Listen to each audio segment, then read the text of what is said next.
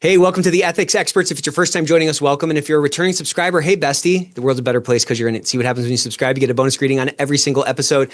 On this episode, we talk to the one and only Jay Cohen. This episode's phenomenal. I think you're absolutely going to love it. He has a really interesting background, and in his current role, he, as compliance officer, is nested up under in risk instead of legal. And he talks a lot about how this construct can do so much to activate compliance in the organization and reframe how compliance is viewed in the organization. So regardless of how you are, how you're organized inside your company right now, there's some phenomenal tactics and some phenomenal, perspectives that you can start to implement from this conversation. So I hope you enjoy. Welcome to the Ethics Experts, where we're elevating ethics and compliance and HR to the strategic level it's supposed to be. Well, welcome to the Ethics Experts, man. I've been real excited to get you on, especially after our pre-call. I think, this pivot that you've made recently, I think has been pretty illuminating. And I really want to dive deep on that because that really feels like that's where the industry is going. But maybe we can just kind of get started with some high level question of how did you get into this space? Like a lot of people, totally by accident. So the first half of my career was in the government. I spent 10 years as a prosecutor in Brooklyn and another 10 years working for the city and state in New York, primarily in criminal justice positions. And a colleague and friend of mine who I started with in the Brooklyn District Attorney's Office became the chief compliance officer for Prudential's life insurance business and asked me to come work with him. So that's how I got into compliance. So what was that, going back to being a prosecutor in Brooklyn, what was it about that job that attracted you to it initially, and what kept you there for 10 years?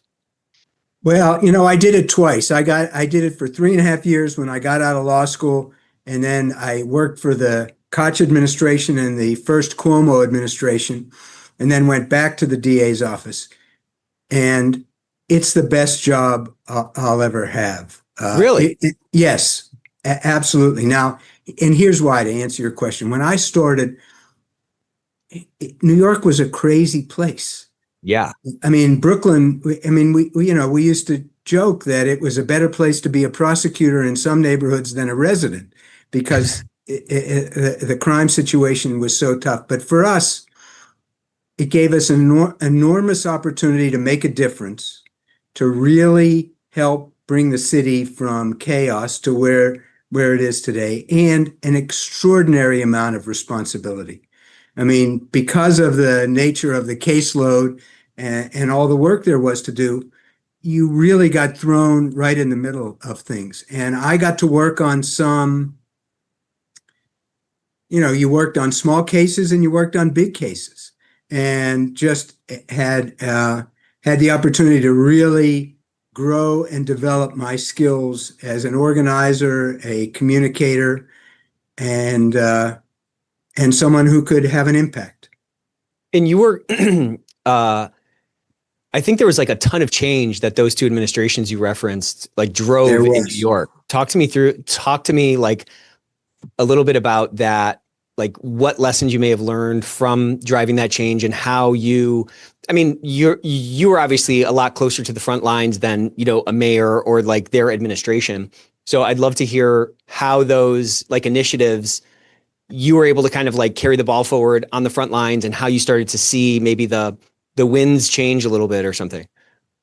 That's a great question. So besides working on individual cases, I got the opportunity, whether it was in the DA's office or working for these administrations, to impact policy change.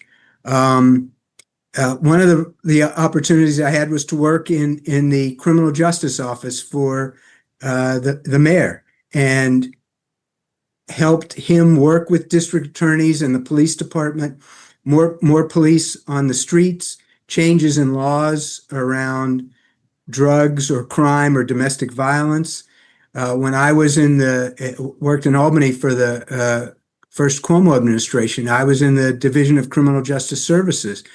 And we spent a lot of time traveling the state trying to help local police, local district attorneys. What could we do to help them. So we had an opportunity to make a difference, not just on individual matters, but in changing in policy. And here's what I learned, that while there's a lot of understandable and legitimate conversation about how criminal justice and law enforcement can't do the job by itself, it does make a difference. If there are more police officers on the streets and on the subways, it does make a difference.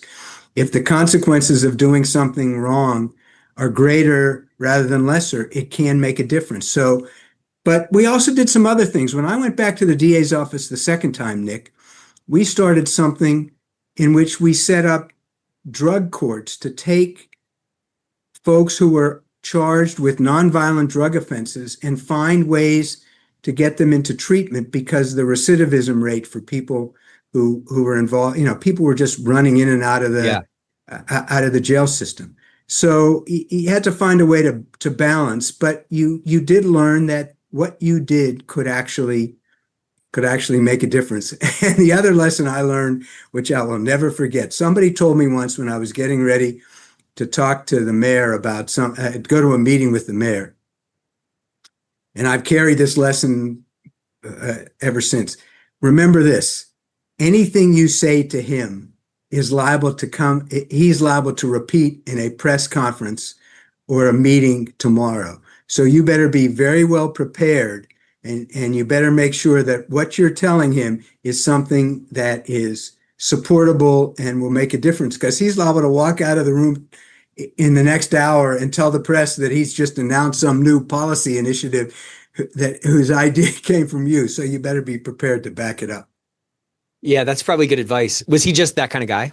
Yeah, Ed was that kind of. The other thing I learned from both of them, obviously, Mayor Koch and Governor Cuomo were totally different people, but I wanted to go into public service, and those two sort of confirmed.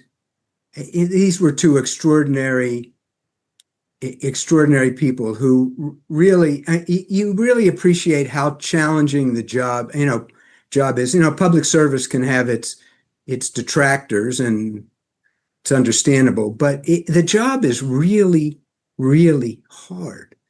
I mean, the kinds of things that come to these folks every day can come from from all sorts of different places and involve all sorts of different issues. So their ability to capture information about law enforcement, environmental, taxes, roads, to take all these different issues, and the one thing that each of them did extraordinarily well was they could get to the essence of what you were talking. They could take all this information about all these disparate issues and get to the essence and figure out what they needed to do about it. And that's really hard to do. What do you think that is? Is that just intelligence? Is that like a knack? What do you think it is? Yeah, it's also sort of organized. It's organized intelligence, and it's also emotional intelligence. They could sort of capture not just the substance of a policy, but what impact it was going to have. And that's, kind of an emotional intelligence on top of extraordinary capacity to capture and retain and process information. It's pretty fascinating, because I think personality-wise, those guys were very different. Totally different. And obviously because they were rivals. Yeah, right. They ran against each other twice, and each one won once. It was a friendship would be too strong a word. It was a relationship. They needed each other. They couldn't get along without each other. Kind of bird and magic type thing. Yes, very much. Very much. And I got to see it from both sides. So it was pretty cool. Yeah. And it's cool to be able to see these two very different sort of archetypes and see what that similarity is, because that's something to emulate, like the ability, the ability of I call it like self-observation, the ability to step out of yourself, which, I think is an important skill. It's hard to do, to objectively actually do it. But if you can't step out of yourself and consider your own work or where you yourself might be like messing up, how much harder is it to step out and see what the implication of a policy is on the people that are subject to that policy? You know what I'm saying? Like those are all just like simulations that you're running in your mind to see like what is most likely to be successful. You know what I mean? The other thing I'll add to that, and I have this, it's funny because I have this conversation with my wife all the time about the egos that public, very high profile public servants have. And certainly we've seen examples of that. And what I tell her is, while all of this can get carried away. Right. And this is to your point about sort of being able to, if you don't have extraordinary self-belief, you cannot do the job that these folks are being asked to do because you're challenged all the time. And if you're going to second guess everything you do the minute you do it, you will be paralyzed and the government that you're running will be paralyzed. So, they all have to be very tough, very strong people. And the challenge is how to make sure you take that to its best healthy terminus. Yes, and not get too carried away. But yeah. And the other thing to sort of get us to the subject is I learned a lot of how to, not that I'm in their league, but I learned a lot of lessons on how to communicate. And this gets back to what I was talking about capturing the essence.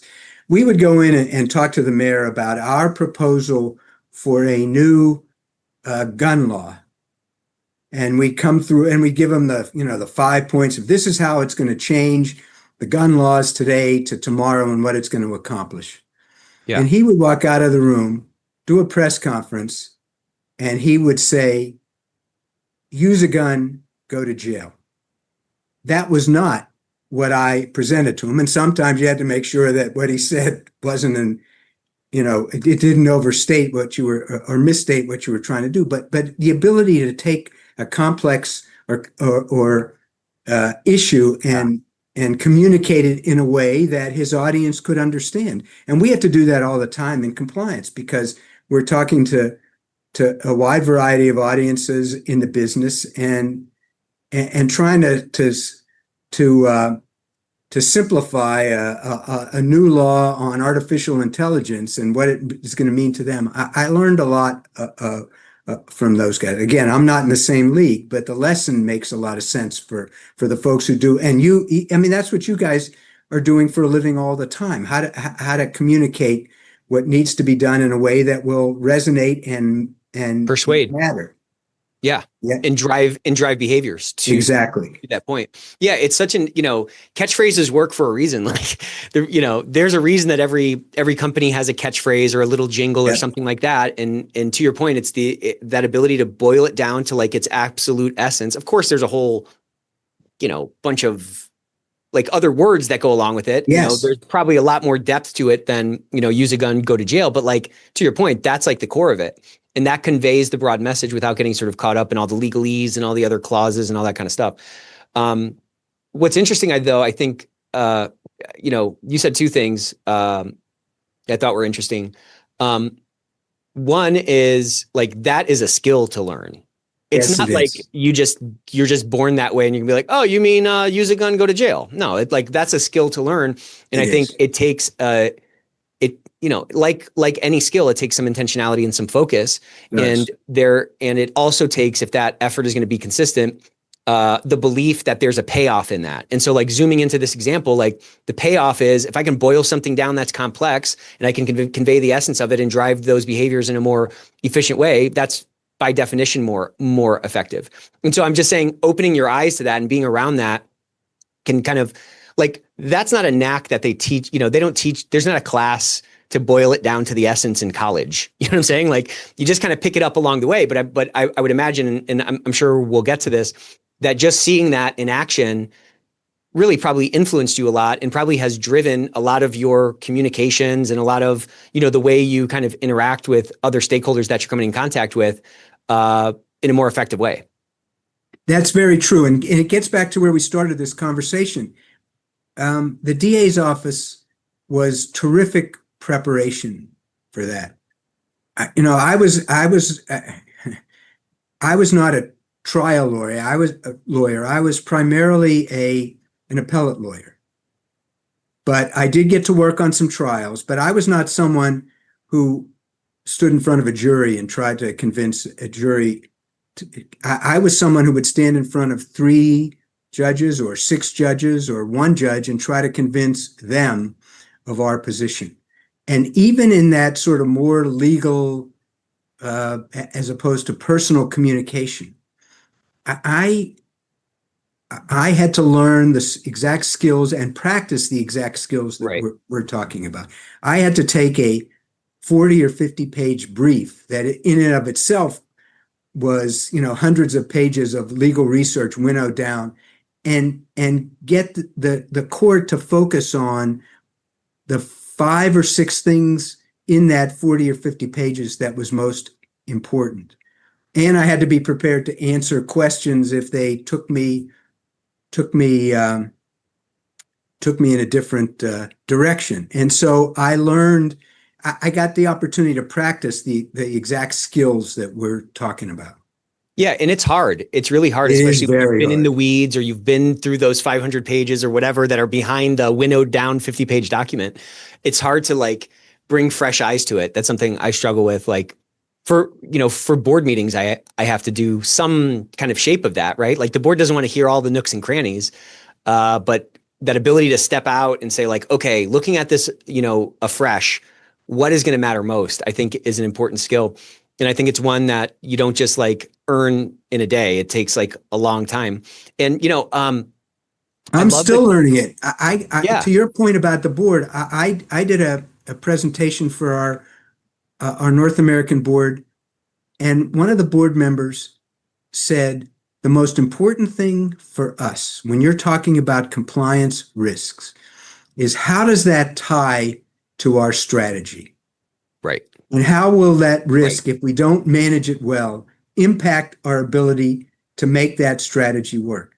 Now, I've been doing this for a long time, and yet I wrote that because the next time I talk to the board, I will make sure that whatever risk I'm talking to, whatever compliance risk I'm talking about, I answer that question. How does this relate? Not just this risk in Totally. by itself. How does it impact our strategy? That's the most important thing for me as a board member, she said to me.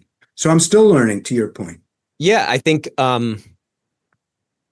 sometimes like when you're just soaking in it so much, it's so clear. It's so clear how this connects to the strategy or whatever. But like, and I hate the term dumb it down.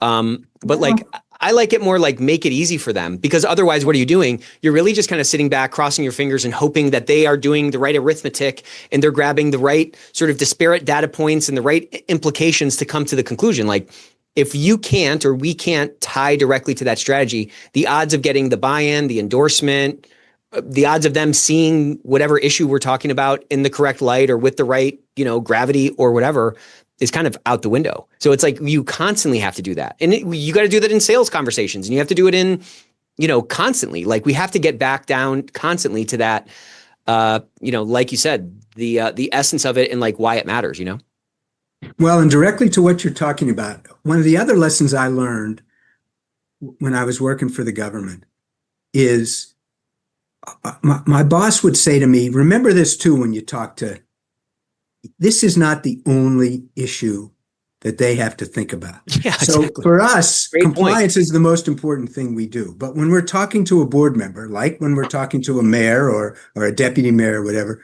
they've got a bunch of different issues they have to deal with. So to your point, Nick, if we want them to take away what's most important for us and focus on it and do something about it, we've got to find a way that it gets their attention without overburdening them, so that they don't give it the focus that we want them to, because they've got a million other things on their mind. We're not the only thing that board member, and in some ways, as hard as it is for us to imagine, we may not be the most important thing in their mind when we're sitting in that room. So how do we get them to say, okay, I get what Jay's talking about, and I understand why I should care about it? And so what do you think, I think the onus is always on us to like be better communicators. It is. But what do you think the hack is? Is it to understand because like all those people in the room, let me back up. Like if you're talking to a room of compliance people, it's pretty easy to resonate with them because everyone presumably looks at the world the same way. When you're talking to a board, you have a bunch of different people who have different backgrounds. Some maybe came up through sales, some maybe came up through legal. I don't know. I mean, just depends on like that composition. So they have sort of a natural kind of hierarchy of values and like what matters and like risk appetites. And then you have the attention thing, which it might be their first board position. So they're like eager and they're taking tons of notes. It might be somebody else who's been on the board for 20 years and they've seen it all. So none of it matters. Like, where does how does this potentially massively diverse audience create like an opportunity or threat for us to like communicate better? Do you understand what I'm saying?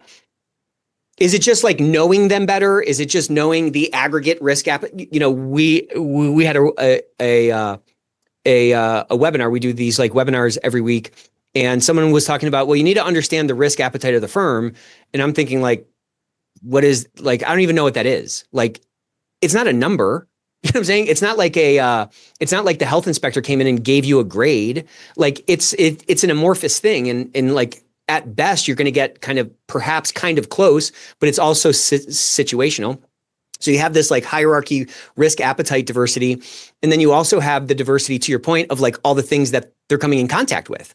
And like most of the other things they're coming in contact with are coming out of divisions or departments that don't have kind of the same level of clarity of purpose, let's say, where like we at least are responding to guidance from regulatory bodies that are like written documents. Like there's not that same guidance coming for like the marketing department. They just have to go hit a number.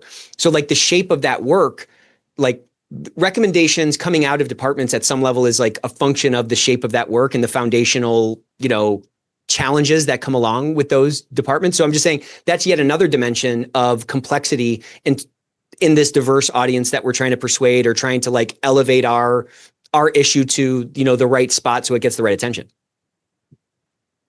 I think I've never done a board presentation where somebody said to me, boy, I wish you'd given me 12 more slides. So the first thing is, while they need information, trying to make the information as succinct and direct and focused as possible.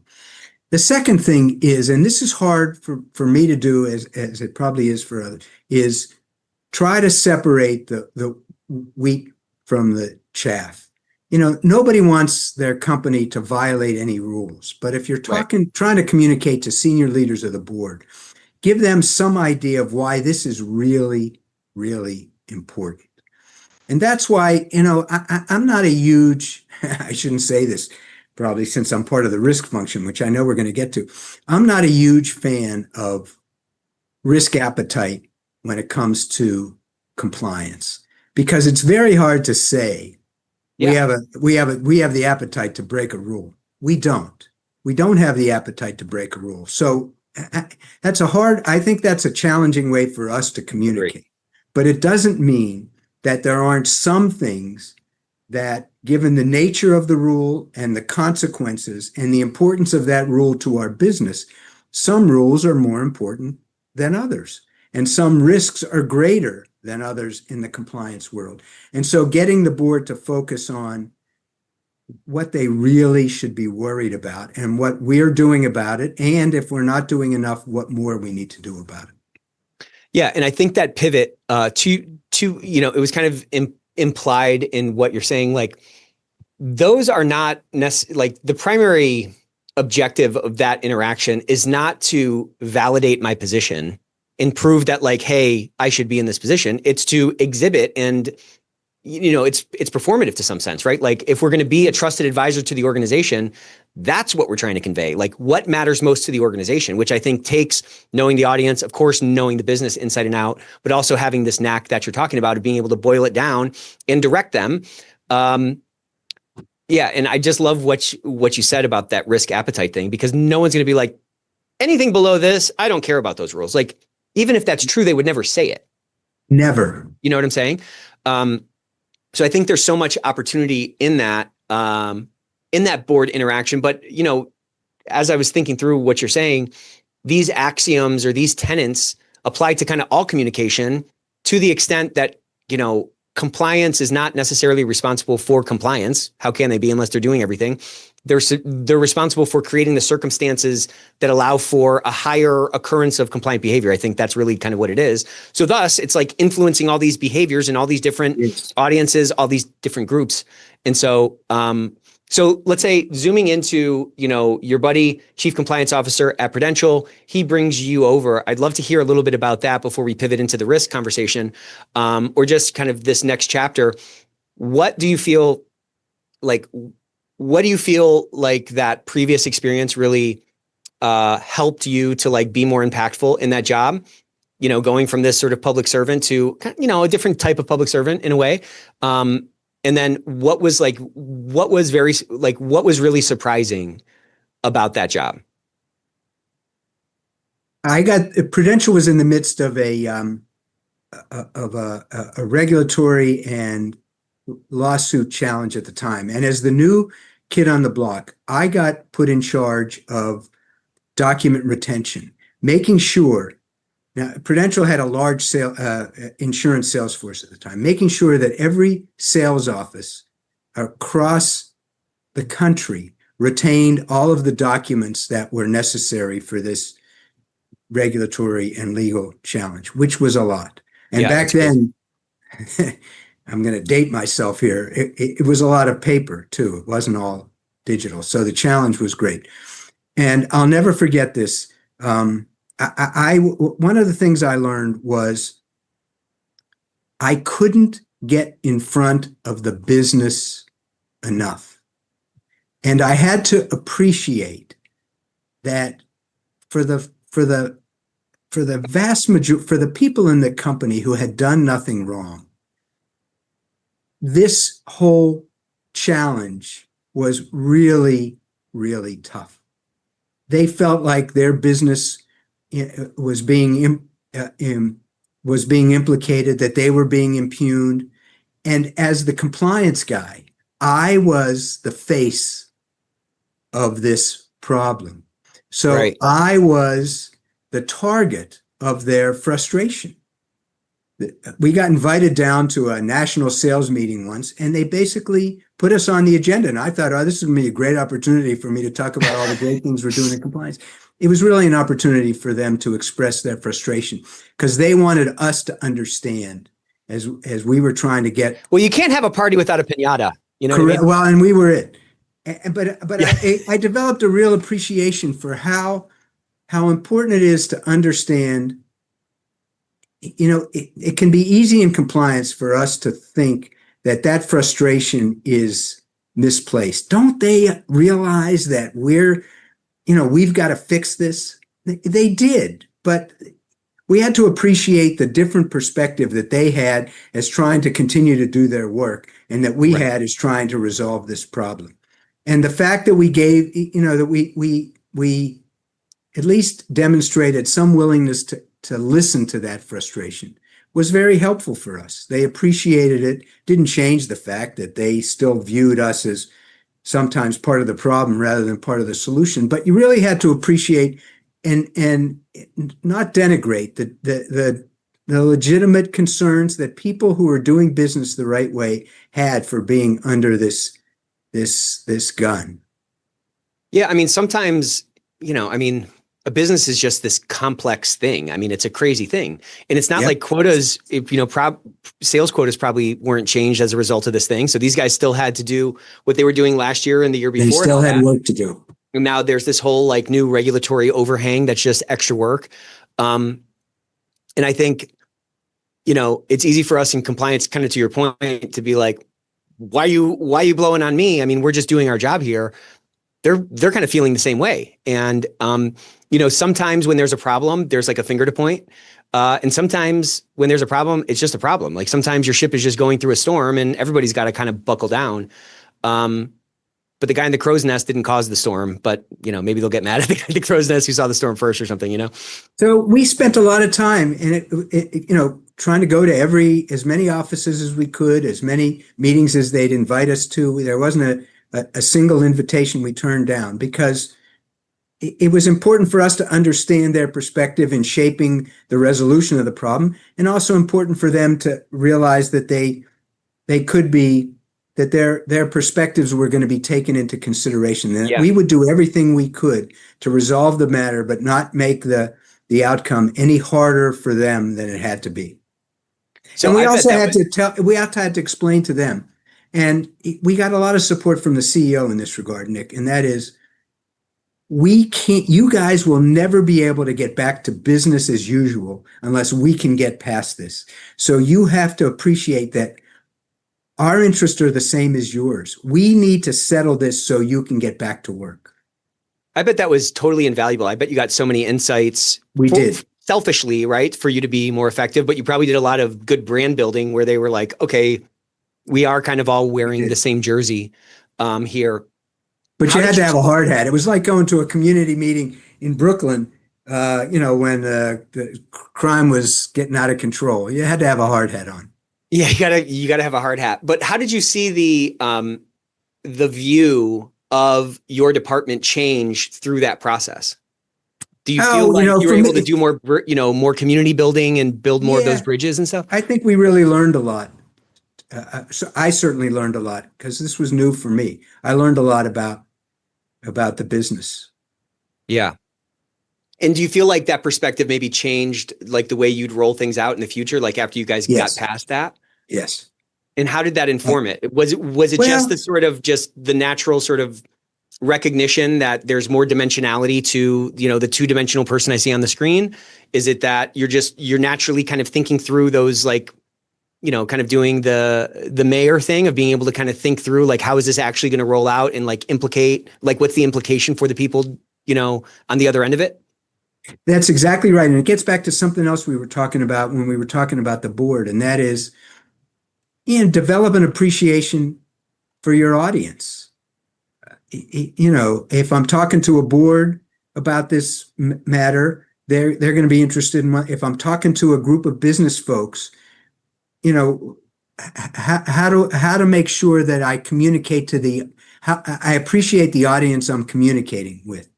And that, that's we still have to do that today. We have a wide variety of audiences in the compliance world. So it's not the same. It's not that the substance necessarily has to change, but the message and the communication has to fit the audience. Otherwise, to the point we've been making, right, the communication doesn't accomplish what you're trying to accomplish. Disney has these cruises, these like character cruises and like Mickey Mouse is on it and all that stuff. But they have multiple versions of that commercial. They have a commercial for the parents, and the parents, in that thing, it's like the parent, the overworked dad or the overworked mom spending all this time with their kids making memories. And then the version that's like on the kids programming is very, very different because they want, they're trying to get you from two different angles. It's the same product, obviously catered, the marketing of which is catered specifically to the audience that they're trying to mobilize or like activate, And I think there's, to the extent that what I said was right, that our job is really about creating the circumstances for increasing the odds that compliant behavior occurs. Well, then it's really a game of like influencing behavior, which means like we have to be, both of those guys that you worked for in the mayor's office, they're great salespeople, right? Like they were able to get a bunch of votes, millions of votes, by kind of painting a picture and painting a vision that like resonated with, think about the diversity in New York. That job is like in many ways more complex than some presidents or some leaders of like countries. You know what I'm saying? It's very hard. So, yes, the constituencies and the issues are extraordinary. Yeah. And you have all these different pockets of people, and, our job is really to resonate with the highest, the highest propensity, like the highest group as possible. Right. And so I think when we shift into that sort of influence mode, it really does open our eyes to not just understand, again, this is maybe a stupid example. It's not just understanding the regulation. It's like, okay, how do I translate this regulation into a thing that mobilizes the behavior that's a little bit more in line so that we have less, foot faults? Because most of the people, I'm just thinking back to your, the rate of recidivism for like drug folks, people that are stuck in that like drug loop, like they're not necessarily just like awful people. They got kind of stuck in something. And the same thing in our organizations. It's not like everybody's just like looking for rules to break. It's really, most of them are well-intending. Most of them are trying to just put food on their table. And I think when we can approach them with that kind of respect and that kind of understanding that you gathered from doing those road shows during that issue at Prudential, I think it makes the job more interesting in some ways. And it really is, I think, easier to show our impact. See, I think that last point is really critical because, look, obviously, we talk a lot in the compliance community about how to elevate our influence, our impact, our stature, our role in the organization. And this, what you and I are talking about right now is one of the keys to that, I think, is the ability to communicate and influence to a wide range of audiences and to appreciate it's not, we're not just technicians. And so right. if we want to be, and I think we should be part of the C-suite, if you think about who's on the C-suite, whether it's the CFO or the general counsel or the head of a business, they all have that skill and ability. CFOs, who could be financial technicians, if they're really good at their job, have the ability to communicate the same issues to different audiences in a different way, whether they're talking to the business, they're talking to the street, they're talking to investors, they're talking to the board. That communication skill is one of the things that separates a good CFO from a great CFO. And I think we have to, if we really want to be at that level, we have to appreciate the importance of that for us too. Yeah, I think that's exactly right. And I think as you get higher in the organization, I think there's a higher concentration of like what I would call expertise, right? Yes. And I think expertise in any field is a function of like knowing what matters and what doesn't matter. And I mean, when you're a first year auditor, everything matters. Every single possible audit test, every control matters. And then as you get more versed in it, you say, okay, well, for this type of business, really these 5 or 6 things are really kind of the big needle movers. We have to get those right. There might be some noise on these other 50 or something like that. And I think when that expertise level increases, I mean, a mayor is a great example of that. And maybe you just kind of pick it up along the way. What level of detail to convey, and how to better, you have a higher sort of expected value in the words that you say in terms of like resonating with that audience. And I think the other thing at that level, and maybe this is just like another way to look at this expertise thing or like what matters and what doesn't matter, is I think at that level, everyone is a good business person. They might have a concentration, to your point, in technical accounting or in sales or whatever these other sort of paths to that top are. And I think to your exact point, the other thing that goes along with that is being a great business person. I think when we can show up with a slant toward, influence, where we're trying to be more influential, like if you're just trying to be more influential and you're just doing one more lap around your talk track to figure out what edges you're going to shave off, that's a step forward. And I think if we can just also be trying, we want to be better talkers, right? If we also are trying to be better business people, well, then we're naturally going to open our eyes to things that are going to kind of lay that foundation and like help build us toward that. But like, to your point, if we're never thinking about the influence thing, then we're never going to be like revisiting how we talk and how we communicate. And if we're never trying to be better business people, then we're not going to notice like the things that from the CEO's perspective don't matter that we think do matter because we're just like in the trees. You know what I mean? I'll never forget this. I was arguing an appellate case, and one of the judges said to me, counselor, you're getting yourself into trouble here. And I remember thinking to myself, I know I'm getting myself into trouble here. What I can't figure out is how to get out of this. And it's that, you have to appreciate, I was going down a road that I thought made sense, but I should have recognized that to him, and he was doing me a favor, I was going down a road that to him and his colleagues was going to make no sense whatsoever. So I had to, you have to catch yourself every now and then. Yeah, but again, I think to the point you made before, when you're tuned in with the audience and you're not just pressing play and just letting the talk track come out, you're tuned into the audience. You can kind of see a little bit more when it's getting off track and when you can kind of pivot in real time. So I want to kind of pivot now this conversation into this new role that you've taken in the new position inside the organization, because I think it's a very like next gen approach. I mean, in our pre-call, I mean, I've referenced our pre-call on probably like 5 webinars and like a couple podcasts already, because I think that's really where compliance is going. And I think 10 years from now, the proportion of compliance departments that are organized how, yours is and like what we're going to be talking about now, I think it's going to be a lot higher, and it might even supplant like the legal routing that most of them are in now. So with that kind of like framing, let's talk a little bit about this change and like what you've seen come from that. All right. So this is the first time in all my opportunities in compliance that I've been part of the risk organization.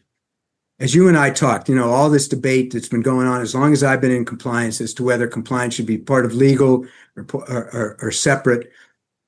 Here, a few years ago, the company moved compliance out of the legal department and into the risk organization. So I'm part of the global risk organization, and I report to the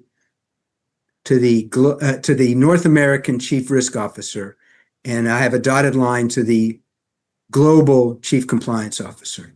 And to me, there are all sorts of opportunities and advantages for me being part of the risk organization. The first is that the risk organization is an integral part of how the company is managed day to day.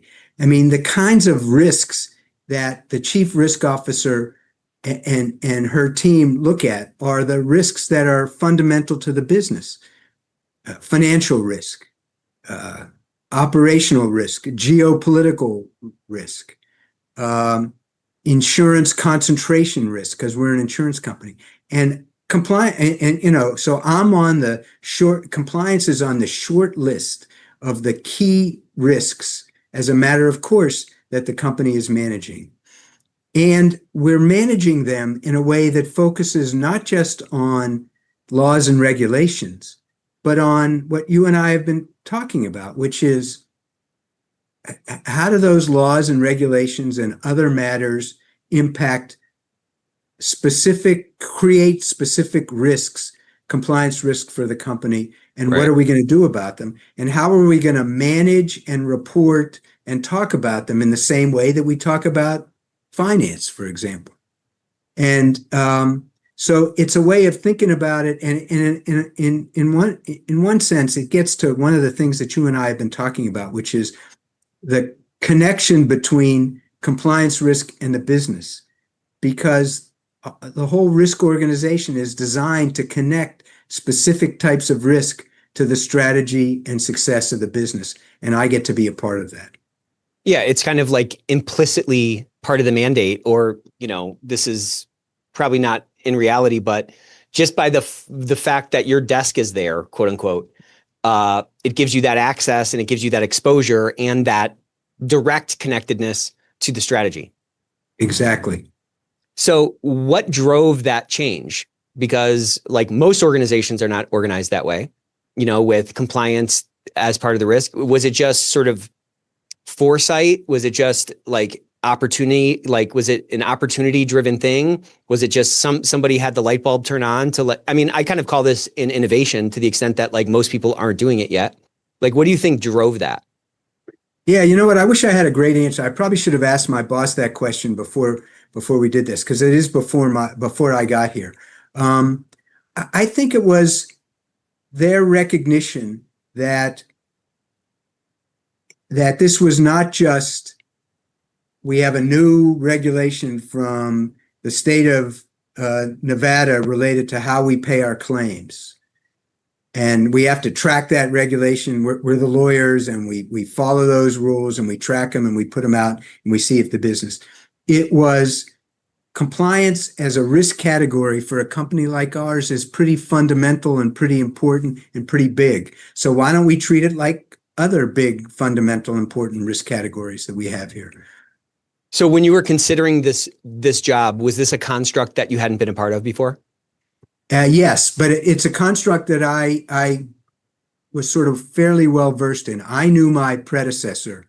I've known him so I was sort of prepared and understood and heard a lot from him about how it was working, because he was here when that change was made, and he had the opportunity.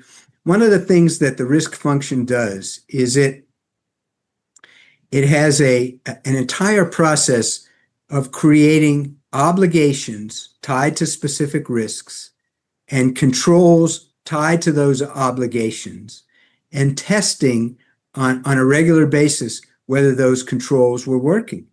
So I was sort of prepared for, and he had sort of made that process work for compliance. These are our biggest compliance risks. These are the obligations that various parts of the business have to address those risks. And these are the controls that exist underneath those obligations to actually do the work. And so we do that. We think of risks, obligations, and controls all the time. That's how we think and organize and communicate and work in compliance here. So it sounds like, you didn't just sort of jump into this job and be like, oh, wow, look how phenomenal this is. You were buddies with your predecessor. You had some insights. So that probably made you like, what did he tell you to get you excited about the job? Like, how did he talk about compliance under this construct that was so appealing to you? And then also, what was surprising once you got into the role? Because like again, you didn't walk in blind. You had some picture of it, but it sounds like it was in some ways like better than you thought it was going to be. Yes, I think it is. First of all, he talked about what a terrific company this was and how receptive the organization was to making this work. And he talked about, I have a terrific boss, but he talked about how it's given we have a very small compliance team. And so he talked about how it's given this small team a much greater impact and influence than its size would otherwise reflect. What's surprising to me, and it's also what's the most challenging, is trying to make this work in a very diverse business. So we've got a lot of different products, and while I'm only responsible for how this works in North America, even here in the States, a lot of different products, a lot of different product lines, a lot of different ways of marketing and selling them. So the biggest challenge for me and the biggest surprise, I thought I thought he had prepared me for the business, but it turns out it's a lot more diverse than he had said. So the biggest challenge is how to make this sort of risk obligation control process work across a very diverse business. And that, and that's, we have, that's what we're still working on that. Yeah, that's the lock to pick. I mean, it is. Nothing's easy, I guess. Usually it's like, yeah, I could do that. And then you get into it and you're like, okay, yeah, I can do it. But this is more complex than I could have imagined, because some of that stuff, like, how do you tell someone what seasickness is like? Like, you got to be on the boat and kind of feel the ocean to really kind of understand it. But as you've been in this role, how has your view, I love that framework of risk, obligation, control. And I think that's a pretty flexible, universally applicable framework to think about how do we actually curtail and mitigate these risks. But how, maybe I can ask this two different ways, but how has this influenced the way you sort of communicate about compliance? Has that changed? And or how would you go, if you could take your current brain and go back in time, how would the way that you acted as a compliance officer be different or be influenced by this new position under this construct? You know what I mean? It does. You do focus more on it forces you to focus more on the big picture, I think. Yeah, I would imagine. It does. The other thing it does is, one of the biggest challenges we have, and this comes up all the time, is how do we know that our program is effective? That question people are still trying to answer, and I'm still trying to answer that. But I think it gives us it may give me an opportunity to come up with a slightly different answer to that. And by that, I mean, rather than answering that question in terms of, it forces me, rather than just answering that question in terms of what I do, how many training programs I had, and how many helpline calls I got, or how many new policies I rolled out. It forces me to answer the question about, I'll know if my program is effective based on whether the controls that all the other people in the company, in the business and the operations, are administering, are implementing. I have to figure out if those controls are working. Yeah. And that's how I'll know if we have an effective compliance program. If the controls that address the risks and obligations are actually working. And that stuff is all being done in the business. So I've got to go take a look at what information do I have from the claims folks, or from the underwriting folks, or from the sales folks. If you go back, I'm sure you guys do this all the time. Every time there's a big scandal, you look at what the lessons are learned. And if you think about it, I always go back to something like the Wells Fargo scandal. Well, if you had a risk that our compensation program is going to drive people to generate 5, different accounts for somebody instead of 2, or to generate accounts that people don't always know about. What's the obligation? Our obligation is to treat our customers fairly and make sure they know exactly what it is we're doing and that it's in their best interest. What are the controls around that? And all those controls existed in the business, not in compliance. Yeah, exactly. And so if you think about it that way, this whole risk, obligation, and control process just forces me to look at what the business is doing and not just what I and my team are doing. Yeah, it kind of causes you to kind of flip the shape on its head and look at it from a different vantage point, which Yes. probably allows for obviously a different perspective, but it probably influences like a different order of operations on what you might do to get the peace of mind that, okay, this is relatively more effective. Yeah, that's exactly right. Now, it makes the job harder in some ways because I've got to find out. Yeah, I've exactly. got to get access to, and I've got to have people, the ability for people to, I've got, in this diverse business, there's a lot of control work being done in a lot of different places. So I have to get us back to where we were talking. If I've got to focus on the most important, I've got to be able to identify the most important risks, given what we do for a living from a compliance perspective. The 3 or 4 or 5 obligations related to those risks, not 100, but a small number, and then nail down what are the controls that the business has to address them. And it's very hard to keep myself focused on a small list of risks, a manageable list of obligations, and an even more manageable list of controls, and then really drill down on them. And that's what we're still working our way through that. But it gets down to really what we were talking about. What's really most important, and what's being done, not just in compliance or legal or risk, but across the organization. And that's it's not an easy thing to do, but I think it's going to be the difference between being able to answer the question of effectiveness and not being able to answer it.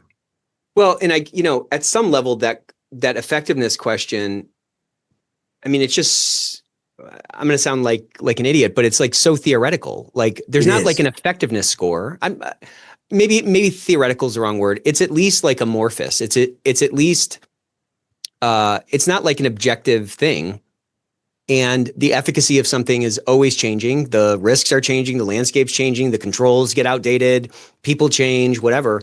So it really, I just think like sometimes in our space, we talk about like an effectiveness of our program as some like destination that you're going to arrive at. Like, we're effective now. And it's like, well, you're never, it's almost like perfection. Like you're never going to be perfect.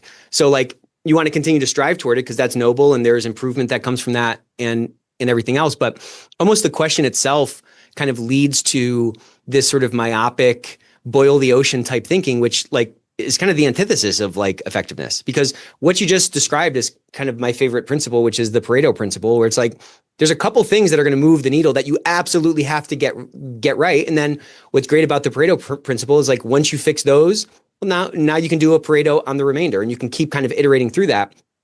But I just find so many folks, I was talking about this on a recent webinar, like it's almost like they assume that a regulator or somebody that's going to come in from, that's going to kind of give that external scrutiny is not reasonable, which I don't think is true. And they also think that there's not like an argument to be made. And so when I've talked to people who have been through, like a massive DPA and all that, like there's a human being that's coming in as a quote unquote auditor from the government to get a sense of like, okay, is this company taking this seriously? Are the remediation steps they're taking quote unquote effective? And that is a subjective exercise to some degree. And so when you can convey, and please correct me if you think I'm wrong here. No, so far so good. Might be wrong. No, but if you can convey your thought process and you can make a compelling argument and say like, okay, well, I have 10,000 risks, but these are really the main risks. These are the ones that like I absolutely have to get right. I mean, these people are reasonable. They know that you don't have an army of compliance people to fix a problem. Like there's limited resources, there's limited budgets, there's only, 24 hours in the day, regardless of whether you're going through, a regulatory issue or not. I think there's a lot of freedom in that. And I think this framework that you're talking about, this compliance as part of the risk organization, whether you are or aren't, you can probably borrow a lot of that kind of framework and a lot of that kind of thinking, connecting to the strategy, as you were saying. And I think when we can have confidence that we have some framework in place that we're iterating through, I think it gives us a lot of freedom to like engage in a more, effective way, I think. You're absolutely right. I mean, the courts and the regulators talk about mission critical. If you're an airplane manufacturer, it's mission critical that your system keeps the plane in the air. If you're a food if you make ice cream, it's mission critical that the ice cream is safe. If you produce cars, it's mission critical that the ignition switch doesn't turn off while somebody's driving down Interstate 95. It's really another way of answering the same question that board member asked me. Right. How does what you're talking about affect our strategy? Not every violation of we've got 50 state regulators and thousands of rules we have to follow. Most of them, while they're important, are not going to impact our strategy if we make a mistake. Right. But what she was really asking me is another way of saying exactly what you're saying, which is, tell me why this risk is really important to our strategy and what we're doing about it, because that's what I need as a board member to know. Have you found under this construct, so there's a whole spectrum, and some people feel like they're just a bumper sticker on the, some compliance departments feel like they're a bumper sticker on the car. They're the office of no, all those old school, stereotypes. And I find some other departments or some other compliance organizations, whether because they're just so effective or they're great communicators, or they're perhaps working in an organization that has had that light bulb turned on and they view it as a true business enabler, right? We all exist sort of somewhere on the spectrum. Under this construct, do you feel like do you feel like you're better equipped, or it's easier for you to show the value of compliance? And is that a function of how you move in this space? Or is it partially a function of how compliance is, I'm kind of referring back to how compliance was pushed into risk in a good way. And I'm trying to get to this thing and I'd like your perspective on it. I think compliance is like a highly compliant organization is a higher quality organization. Like quality is merely the like rate of like excellence of something, right? Like how excellent something is. And so, but we still in compliance seem to have this difficulty in like showing the ROI of compliance. And I find a lot of us come to these conversations in too limited of a way, not willing or able to paint like the broader picture of like the second and third order impacts of what a truly kind of sustainably organic, culture of integrity can have on ultimately the bottom line, which is kind of how achievement of strategy is ultimately denominated. Like what advice would you give somebody who is kind of struggling with that? And, I'm talking about this a lot because I've started doing these like return on integrity coaching sessions, and I can always find, always is maybe an overstatement. Over 9 out of 10 times, I can find, and we can find with the person I'm talking to, some of these sort of second and third order impacts that really have impacted the bottom line that they were not incorporating in their like positioning of compliance. And I just wonder if this construct has, or the language you've learned, or the access that you've been afforded, make it a little bit easier for you to like, turn that light bulb on at the top so that people see how mission critical compliance, in general is in the achievement of the mission.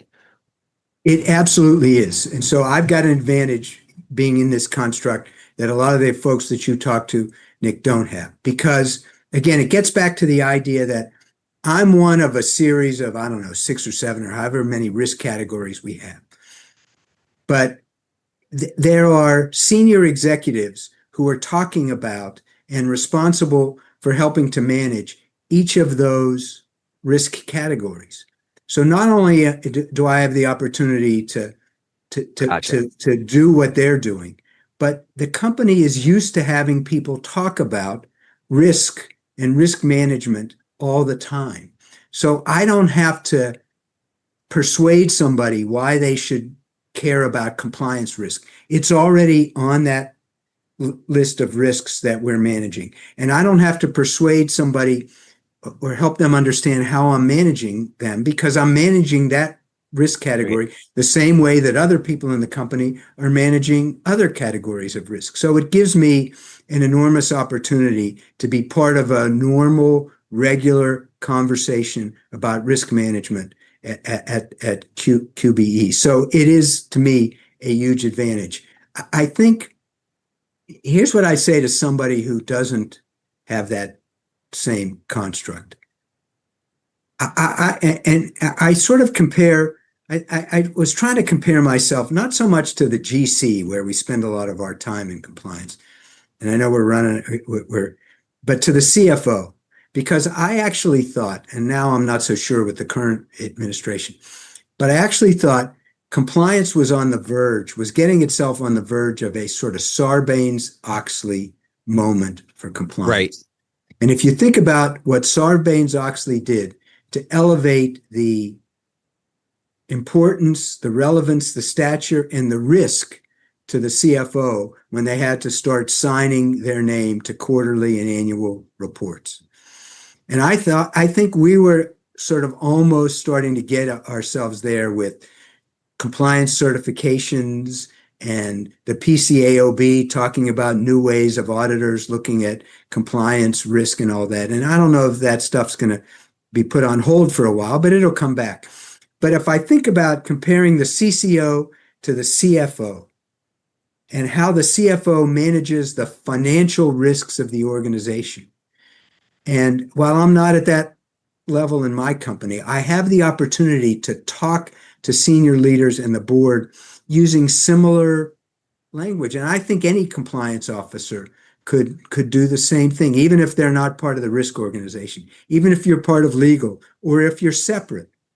My job as the CCO is to help this company understand and manage its mission critical compliance risks the same way that the CFO does for financial risk and the business leaders do for business risk and the general counsel does for legal risk. And that's how I'm going to do it. And that's how I'm going to talk about it.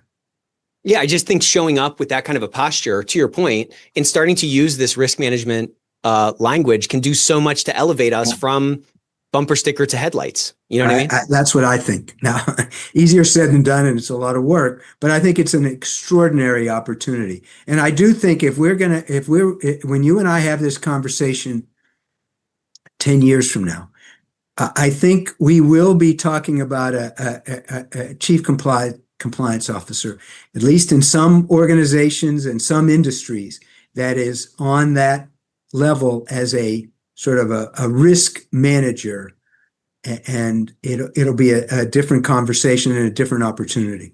Yeah, and I think it's kind of just a maturation of our industry. I mean, when it first started, it was usually came out of legal, and someone smart in the legal department was like, hey, here, you're smart, figure this out.